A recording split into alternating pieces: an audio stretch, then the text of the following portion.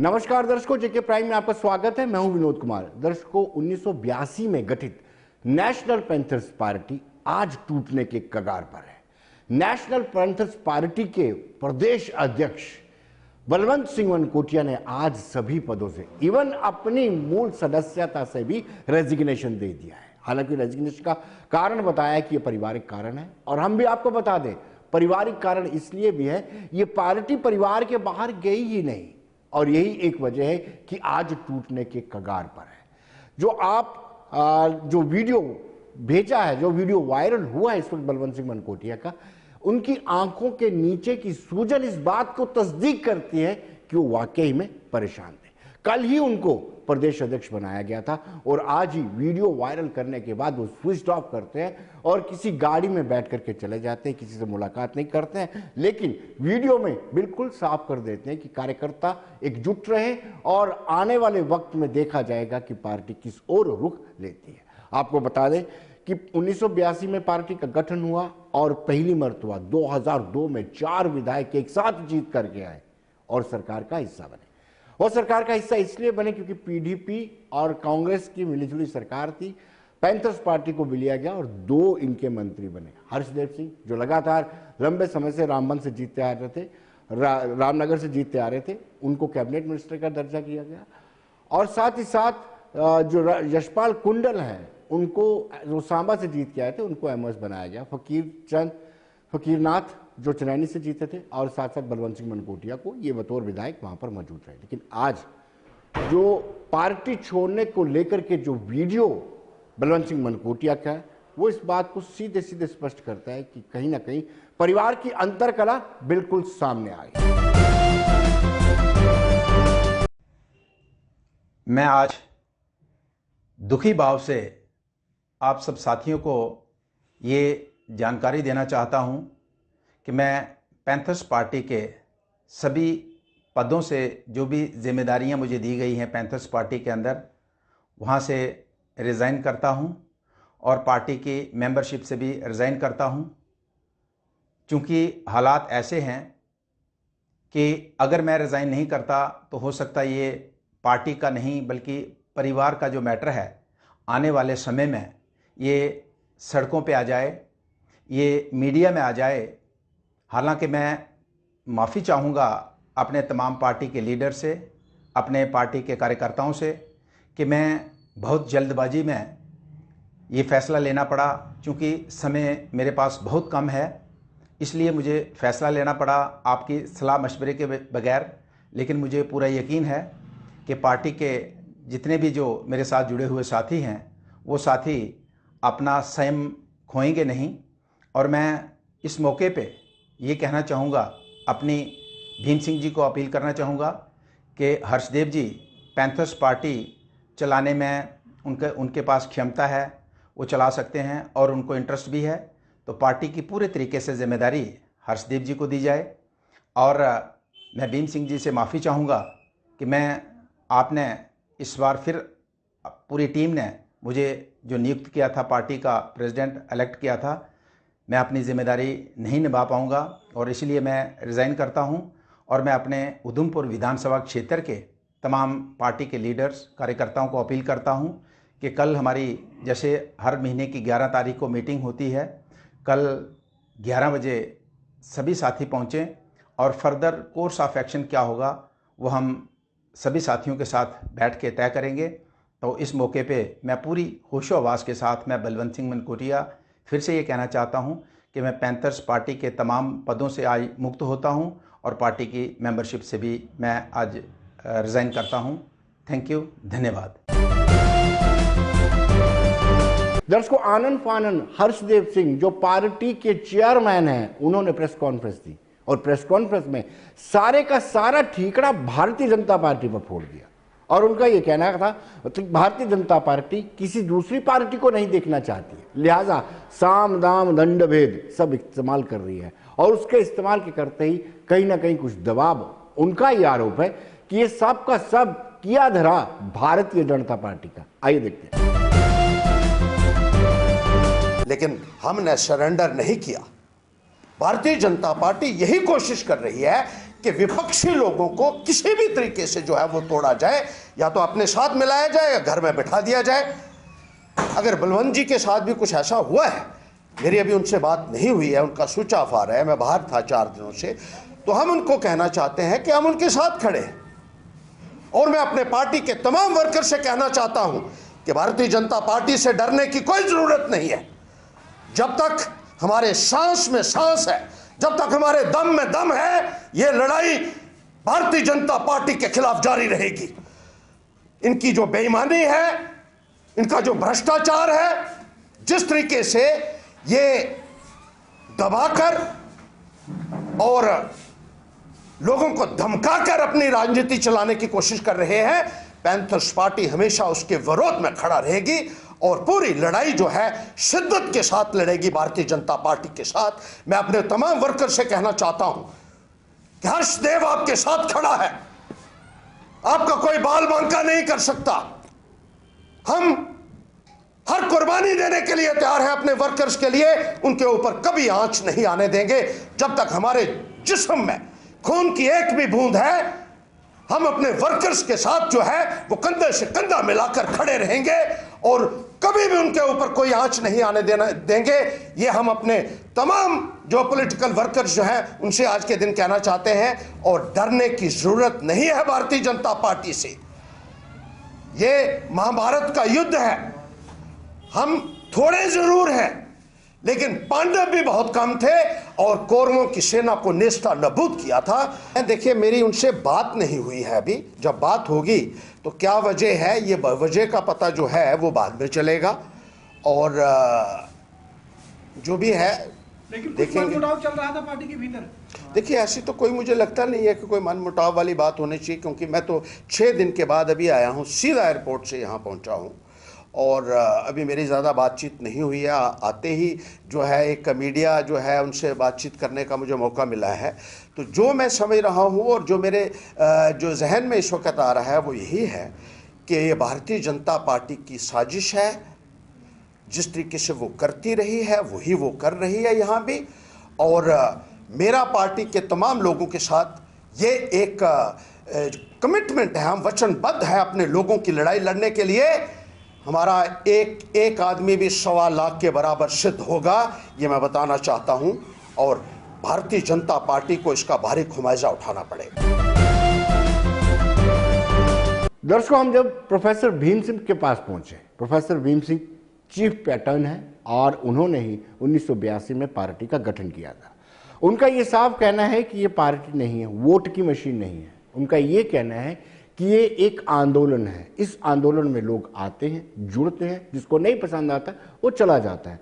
उन्होंने इस बात को भी नहीं माना कि उनको मनाया जाएगा या उनकी वापसी का कोई रास्ता अभी बनाया जाएगा, इख्तियार किया जाएगा। आइए देखते भीम सिंह का क्या कहना है। ये पूरी दुनिया की बात सुनो, सद्दाम हुसैन के साथ क्या हुआ, यासर अरफात के साथ हुआ। जब भी मूवमेंट चलती है तो मूवमेंट लोगों से चलती है, उस मूवमेंट से कई लोग आते हैं, कई लोग टूट जाते हैं, उनकी मर्जी है। आप किसी को ज़बरदस्ती आंदोलन मूवमेंट में नहीं रख सकते। पैंथर्स पार्टी एक पार्टी नहीं है, ये वोट लेने की विषय नहीं है। पैंथर्स पार्टी एक आंदोलन है, आंदोलन है। ये आंदोलन आपने देखा, महाभारत में देखा, रामायण में देखा, ये आंदोलन आपने करबला में देखा। दिल्ली के जो मुगलिया ख़ानदान हुकूमत कर रहे हैं ना, ये उनसे लड़ाई है। इसलिए ये आप जो सवाल पूछते हैं ये मैंने ही नहीं रखते हैं। आप ये पूछिए कि पैंथर्स पार्टी का अगला प्रोग्राम क्या है जम्मू कश्मीर स्टेट की रिस्टोरेशन के लिए, जिसको 200 साल हमारे बुजुर्गों ने बनाया था। मैं जनरल जोरावर सिंह के परिवार से हूँ, उन्होंने कुर्बानी दे के बनाया था। तो ये आंदोलन वहाँ से है, इसका ये छोटी छोटी बात कर रहे हैं। मैं नौकरी के लिए पॉलिटिक्स पे नहीं आया, अपनी अंदरियों पे आपको कंट्रोल है, जो करना चाहते हैं, किसी को कोई रुकावट नहीं है। तो क्या आप उनको मनाने की कोशिश करेंगे? किस बात के लिए? वो मेरे से नाराज थोड़े हैं। उन्होंने कहा कि भीम सिंह से नाराजगी है। बात यह है कि अगर आते हैं फिर तो मोस्ट वेलकम, लेकिन प्रेसिडेंट नहीं होंगे आप। प्रेसिडेंट जो है और पार्टी में फैसला करेगी, वर्किंग कमेटी के मेंबर। जम्मू कश्मीर अंडरस्टैंड एक कन्फ्यूजन है। चेयरमैन जो हैं पूरे नेशनल लेवल के हैं, उनकी इलेक्शन अभी नहीं हुई, वो 23 मार्च तक हो गई लगे। ये थी state party Jammu Kashmir national panther party, जिसे रिकग्नाइज किया है इलेक्शन कमीशन ने। नेशनल लेवल पे हम सिर्फ रजिस्टर्ड पार्टी हैं और यहाँ हमें साइकिल मिला है लद्दाख में और जम्मू कश्मीर में। तो अब हमारी मूवमेंट जो है कि हमारी स्टेट को इन्होंने सारा ख़त्म कर दिया है, इसको वापस करें, restoration of my state hood and working. ये यूनियन टेरिटरी का स्टेटस दिया है जो लद्दाख को और जम्मू कश्मीर को, ये इंसल्ट है, हमारे बुजुर्गों की इंसल्ट है, स्टेट की इंसल्ट है। तो क्या उनका इस्तीफा मंजूर करेंगे? नहीं मंजूर क्यों, उन्होंने दे दिया, कहीं से दे दिया, मंजूर करने वाले को बोला मैं कोई नहीं मंजूर करने वाले। उनके अब जब मर्जी जी, ये पार्टी दिलों का राज है, इस पे कोई ज़बरदस्ती नहीं है। उन्होंने बोल दिया, सब कुछ कह रहे हैं, मैंने सुना नहीं, आज सुबह ही प्रेस कॉन्फ्रेंस में था तो कहते जी उन्होंने रिज़ाइन कर दिया। तो रिज़ाइन कर दिया, अगर मैं भी कर दूँ तो तब क्या। दर्शकों, आपको बताते चले कि भीम सिंह, हर्षदेव सिंह, बलवंत सिंह मनकोटिया एक ही परिवार से हैं और तभी इसको परिवार की पार्टी कहा जाता रहा है। लेकिन ये कोई पहली मर्तबा नहीं, इससे पहले भी कई बार पार्टी की या परिवार की अंतरकला बिल्कुल बाहर आई है। 7 नवंबर की बात करें, 7 नवंबर को गुप्कार अलायंस की मीटिंग थी और भीम सिंह बिना पार्टी की इजाजत के उनसे मिलने चले गए और फिर आग बबूला हो गए हर्षदेव सिंह, बाकायदा प्रेस कॉन्फ्रेंस की और कहा कि उम्र दराज हो चुके हैं, लिहाजा अब ये चीफ पैटर्न नहीं है। अब वो भी आपको बताते हैं किस तरीके से, कितने गुस्से में हर्षदेव सिंह ने प्रोफेसर भीम सिंह, जिन्होंने पैंथर्स पार्टी का पौधा लगाया था, सींच कर इतना बड़ा किया कि एक बार सरकार का हिस्सा भी बने। उससे हमारे आंदोलन है हक इंसाफ का, एकता भाईचारे का। और हमने कहा असेंबली बनेगी तो जोड़वा असेंबली बनेगी, कन्फेडरेशन बनेगी, जम्मू की असेंबली अलग होगी, कश्मीर हमने क्या रखा है, हमारे मैनिफेस्टो है ये। हमने कितना 2008 का मैनिफेस्टो है। दिल्ली में हमारी कॉन्फ्रेंस हुई थी कि इंडियन पार्लियामेंट लीडर्स भी आए थे, पार्लियामेंट मेंबर आए थे। पैंथर पार्टी का जो मैनिफेस्टो है वो स्ट्रेट और सीधा है, उसमें कोई शक नहीं। Reorganization of Jammu Kashmir, no separation, ना कश्मीर की सेपरेशन ना जम्मू की, नंबर 1। नंबर 2, जम्मू कश्मीर का पैंथर पार्टी की एक वर्किंग कमेटी है। अभी तक तो जो ये बच्चे बोल रहे हैं ना, अभी तक ये 23 मार्च से इलेक्शन ही लड़े। दर्शकों, प्रोफेसर भीम सिंह का जवाब वो भी हाजिर जवाब है। उनका कहना था कि जब 1982 में पार्टी बनाई तो ये छोटे छोटे बच्चे थे, आज मुझे क्या निकालेंगे, और उन्होंने उनका मजाक उड़ाया। इनको सीखना है, अभी सियासत क्या है इनको सीखना है, वो भी देखिए आप। क्या कहेंगे? हर्षदेव जी ने प्रेस कॉन्फ्रेंस करके कहा है कि जो लोग मिलने गए थे पार्टी पद से हटाया जाएगा, क्या कहेंगे? बहुत सारा सीख रहे हैं, बच्चे हैं अभी स्कूल जाते हैं तो सीखते हैं। जब ये पैंथर पार्टी बनाई हमने 1982 में, तो उस वक्त ये स्कूल जाते थे। तो आप सीख रहे हैं, अब और सीखेंगे। दर्शकों, पार्टी कार्यकर्ता जो बिल्कुल बलवंत सिंह मनकोटिया के साथ जुड़े हुए थे वो निराश है, असमंजस में है कि आखिर क्या वजह हो सकती है कि उनको पार्टी छोड़नी पड़ी। कौन सी मजबूरी हो सकती है, कौन से पारिवारिक कारण हो सकते हैं, लेकिन आज भी वो कहते हैं कि वो बलवंत सिंह मनकोटिया के साथ हैं। जहां बलवंत सिंह मनकोटिया जाएंगे उनके साथ चलेंगे। खामियाजा जो है वो हमारी पैंथर्स पार्टी को कहीं ना कहीं नुकसान हुआ। आपने देखा कि डीडीसी की इलेक्शन में हम पैंथर्स पार्टी जो है 8 से 9 सीटें जो जीतने वाली थी, 9 सीटें तक हम जीतने वाले थे, लेकिन कहीं ना कहीं पारिवारिक लड़ाई की वजह से और हर्षदेव जी की वजह से जो है हम वो सीटें नहीं जीत पाए और 2 पे ही हम जो है सिमट गए हैं। कहीं ना कहीं राजनीति में हमें काफ़ी नुकसान हुआ। कितना बड़ा नुकसान? ये पार्टी मैं कहीं ना कहीं कहूँगा कि पैंथर्स पार्टी अगर अभी चल रही थी तो वो सिर्फ बलवंत सिंह मनकोटिया जी के काम से जो है वो चल रही थी। लोग जो हैं, अब जम्मू की बात करें, उधमपुर की बात करें, रामबन की बात करें। वसीन है और मैं वार्ड नंबर 3 से पार्षद हूँ। आज सुबह हमने सोशल मीडिया के माध्यम से एक वीडियो देखा जिसमें पैंथर्स पार्टी के राज्य प्रधान बलवंत सिंह मनकोटिया जी ने स्टेट प्रेसिडेंट से भी इस्तीफ़ा दे दिया है और जो प्राथमिक सदस्यता होती है पार्टी की उससे भी इस्तीफ़ा दे दिया है। हमारी बात नहीं हुई है किन कारणों से उन्होंने इस्तीफ़ा दिया है। कल हमारी एक बैठक भी है जिसमें इस मसले पे हम चर्चा भी करेंगे और मुझे लगता है कि बलवंत सिंह मनकोटिया जी ने अगर पार्टी से इस्तीफ़ा दिया है, उन्होंने अपने काम करने के स्टाइल से कभी इस्तीफ़ा नहीं देंगे। वो जिस तरीके से लोगों की सेवा पहले करते थे, आज भी कर रहे हैं और आगे भी करते रहेंगे। और मैक्सिमम कैडर जो है उधमपुर का वो बलवंत सिंह मनकोटिया जी के साथ है। तो क्या कारण रहे उसमें? एक सोशल मीडिया में साफ बोला है कि कहीं ना कहीं जो घर के जो घरेलू मसले होते थे, तो इस तरह से किस तरह से? देखिए वो कारणों की अभी मैं बात करूंगा, मुझे लगता है बहुत जल्दबाजी हो जाएगी।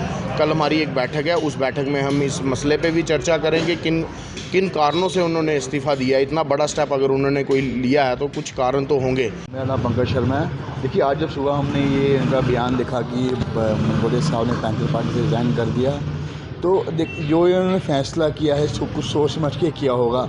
अभी इस बारे में हमें कुछ पता नहीं है कि ना तो हमसे कोई बात हुई है, पर ये है कि जो भी उन्होंने फैसला किया उसकी वजह कोई ना कोई वजह होगी, तभी इन्होंने इतना बड़ा फैसला किया। ऐसा लीडर जो लोगों की आवाज़ है, उन्होंने अगर ऐसा कोई फैसला किया तो उनकी कोई मजबूरी रही होगी, कोई ना कोई परेशानी रही होगी या पार्टी की तरफ से कोई प्रॉब्लम रही होगी, तभी उन्होंने ऐसा बयान दिया और रिज़ाइन किया।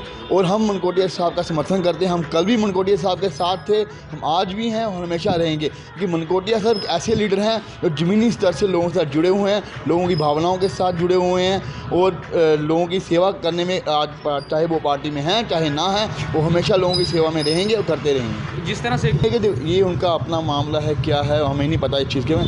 जो भी उन्होंने कहीं बोला होगा तो हो सकता है कि घरेलू मामला हो। जो मनकोटिया साहब ऐसे लीडर हैं जो घर की बात कभी बाहर नहीं लाते और जो मसला होता है वो उसमें सुलझा देते हैं। और उन्होंने ये बड़ा अच्छा बयान दिया है कि किसी का गलत उछाला नहीं, किसी को गलत बोला नहीं, और जो भी है अपने आपस में उन्हें सुलझाने की कोशिश।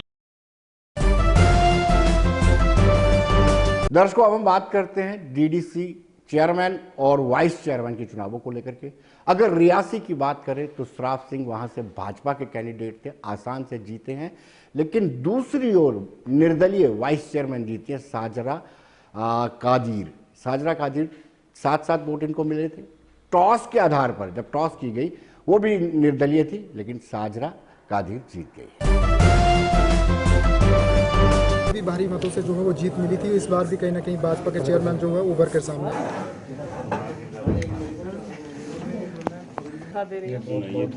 शकील सब कुछ दस्तों से बेहतरीन है।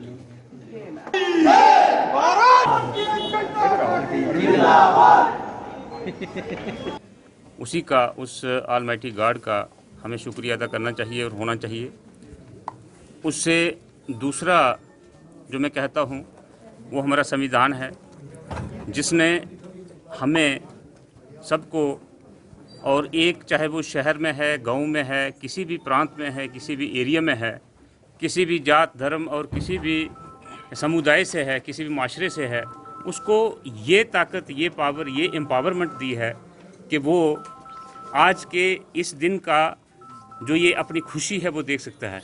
उसको बराबरी के हकूक़ हैं, मैं उसको देता हूँ। तीसरा जो है, मैं अपनी पार्टी भारतीय जनता पार्टी को, जिन्होंने मुझ में इतना सा, मैं समझता हूँ कि एक कुछ ना चीज़ में कोई चीज़ देखी होगी, जिन्होंने मुझे मैंडेट दिया। और उसके बाद मैं अपनी जनता भमाग, अपनी कंस्टिट्यूंसी, जिसने मुझे ये मौका दिया कि मैं डीडीसी का मेंबर बन सका। और last but not the least, हमारा डिस्ट्रिक्ट रियासी की जितने भी हमारी आवाम है, जिन्होंने बड़े बेहतरीन नुमाइंदे जो हैं डीडीसी मेंबर के रूप में चुन के भेजे थे, जिन्होंने मुझे वोट दिए हैं और आज मुझे चेयरपर्सन चुना है।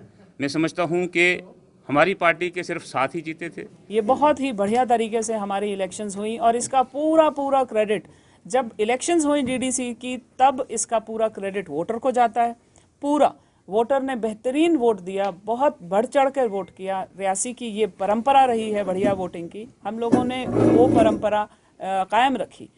आज की तारीख में आज जो हम लोगों ने ये इलेक्शंस करवाई, मैं ये बोलते हुए मुझे बहुत खुशी हो रही है कि हमारे इस कॉन्फ्रेंस हॉल में बिल्कुल भी ये नहीं लग रहा था कि ये कोई इलेक्शंस है।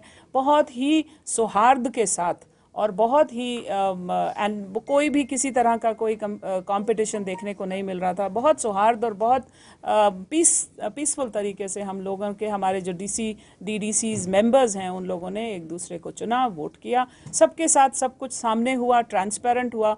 और जैसे बीडीसी चेयरपर्सन जब हमारे आए थे तो मैंने उनके ओथ सेरेमनी में एक बात बोली थी कि पहले मेरे पास 12 बीडीओज थे, अब ब्लॉक लेवल पे मेरे पास 24 नुमाइंदे हैं। सो मतलब this is one thing which I feel as an officer.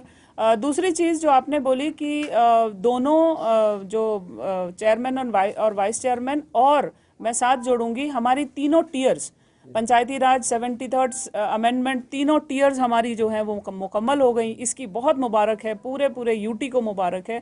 इससे जो टॉप डाउन अप्रोच थी वो रिवर्स हो जाती है। डाउन टॉप अप्रोच जो है हमारी डेवलपमेंट के लिए, गवर्नेंस के लिए बहुत अच्छी है।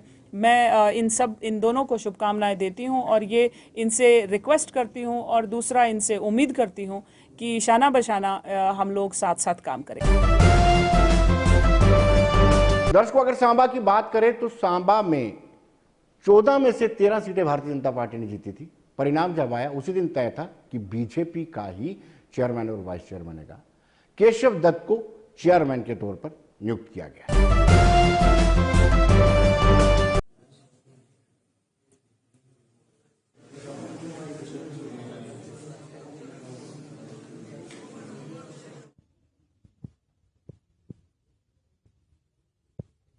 मैं आज इस मौके पर जो हमारे ज़िला सांबा से परिषद का अध्यक्ष चुना गया हूं, मैं सबसे पहले तो अपनी पार्टी को और अपने सीनियर नेताओं को, अपने जो मेरे साथ जो जीते हुए 13 के 13 सभी लोग जिन्होंने यूनानिमसली फैसला लेके मुझे अध्यक्ष पद के लिए नियुक्त किया है, और ख़ास करके उन लोगों का जिन लोगों ने अपने कीमती वोट देकर मुझे कामयाब बनाया और जहां तक पहुंचाया है। मैं अपनी तरफ से पूरी कोशिश करूंगा, कोशिश ही नहीं करूंगा, उन लोगों के कामों के लिए अपनी जी जान तक लड़ा दूंगा। और जहां तक हो संभव हो सके उनके जो प्रायोरिटी बेस पर काम होंगे उनको प्रायोरिटी बेस पर लेंगे, और ऐसे ही प्रायोरिटी बेस पर जो फर्स्ट में लेना होगा फर्स्ट में, और जो उसके बाद ऐसे प्रायोरिटी बेस पर जितने भी कोशिश हो सकेगी उस ज़्यादा से ज़्यादा कोशिश करके। और ख़ास करके हम जो भारतीय जनता पार्टी के 13 और 14 में मैडम भी हमारे साथ हैं, सभी पूरे तरीके से आपस में तालमेल करके काम करेंगे और सांबा को अच्छे से एक अच्छा ज़िला बना के अच्छा ज़िला चलाने की कोशिश करेंगे। दर्शकों, अब हम बात करेंगे एलजी की। एलजी मनोज कुमार सिन्हा ने आज 250 करोड़ की एक और किस्त इंडस्ट्रियलिस्ट के लिए जारी की गई है। अक्टूबर में पहली किस्त जारी की गई थी जिसके तहत 4.5 करोड़ के 5 लाख इंडस्ट्रियल यूनिट्स को इसका लाभ मिला था। इसके साथ ही आपको बताते चले कि कहीं ना कहीं 16,800, हम बार बार कहते रहे कि बैक टू विलेज या माई टाउन माई प्राइड का लाभ नहीं मिल रहा, लेकिन आज सदाकत ज़मीनी हकीकत सामने आई कि 16,800 युवाओं युवतियों को अपना यूनिट स्थापित करने के लिए 264 करोड़ की माली मदद की गई है। और दूसरी ओर उन्होंने ये भी कहा, एलजी मनोज कुमार सिन्हा ने ये भी कहा कि जो अगली इंडस्ट्रियल पैकेज 1 अप्रैल से शुरू होने वाला है 38,400 करोड़ रुपए वाला, उसमें भी लोगों का बड़ा रिस्पॉन्स आया है। इसमें एक मेहता जो फाइनेंशियल कमिश्नर है फाइनेंस डिपार्टमेंट में, वो भी मौजूद थे और बैंक के चेयरमैन भी मौजूद थे। आइए देखते हैं क्या कहना है मनोज कुमार सिन्हा का।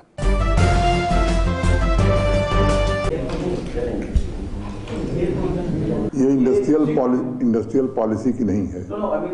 जो पैकेज हम लोगों ने घोषित किया था अक्टूबर महीने में, ये मानते हुए कि लंबे समय से यहाँ के इंडस्ट्री और बिजनेस को नुकसान हुआ है, तो इनको प्रशासन सरकार की ओर से मदद करनी चाहिए।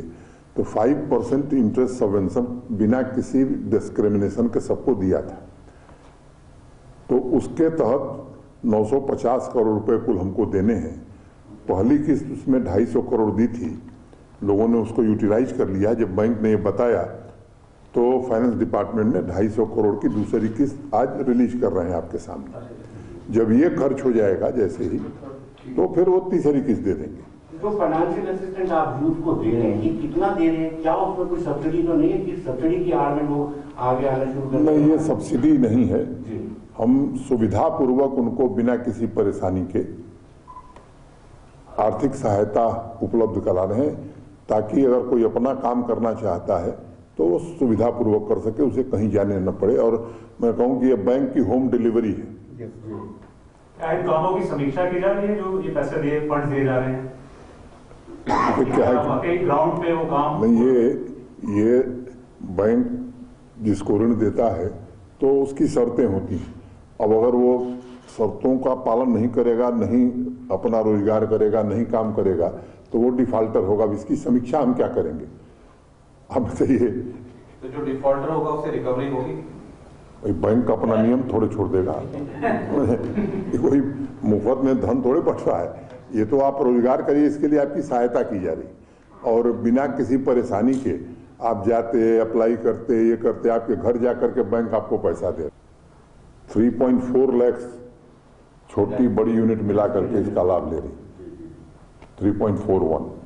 सर, ये जो 38,400 करोड़ रुपए का पैकेज देना है, उसके लिए क्या रिस्पॉन्स आ रहा है? जो पहली अप्रैल से शुरू होना है इंडस्ट्रियल पैकेज के बाद, क्या बाहर से इन्वेस्टर आपको नॉक कर रहे हैं?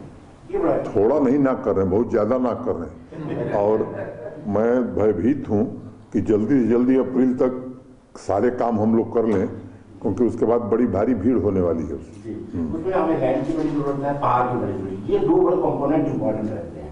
लैंड हमारे पास है, लैंड डेवलप करने का प्लान हम लोगों ने बनाया है। जो उसमें एडमिनिस्ट्रेटिव रिफॉर्म करने हैं वो लगातार हम कर रहे हैं, और केवल कहने के लिए सिंगल विंडो सिस्टम न रहे, रियल में रहे, इसका प्रयास कर रहे हैं। पावर की पोजीशन आपको मालूम है, और पावर कैसे बढ़ेगी और उसको कैसे ठीक किया जाए, उस पर काम हो रहा है। सर, इंडस्ट्रियल पैकेज की बात करें सर, लैंड अलॉटमेंट की इसमें एक इम्पोर्टेंट इशू था, जिसके ऊपर जो बाहर के जो आएंगे इंडस्ट्रियल, उनको लैंड दिया जाएगा। उसके लिए एक लैंड पॉलिसी भी जो है वो ड्राफ्ट करनी थी, क्या वो पॉलिसी ड्राफ्ट हो गई, अप्रूव भी हो गई, पब्लिक डोमेन में है। आप पीछे हो गए लग रहा है। लेकिन सर, मुझे वहां से बताया गया था कि हाँ जी, नहीं, आपकी जानकारी अधूरी है। मैं कह रहा हूँ ड्राफ्ट हो गई, अप्रूव भी हो गई एडमिनिस्ट्रेटिव काउंसिल से, और वो पब्लिक डोमेन में है। तो दर्शकों, बने रहिए देश दुनिया की खबरों के लिए, और मुझे दीजिए इजाजत। नमस्कार।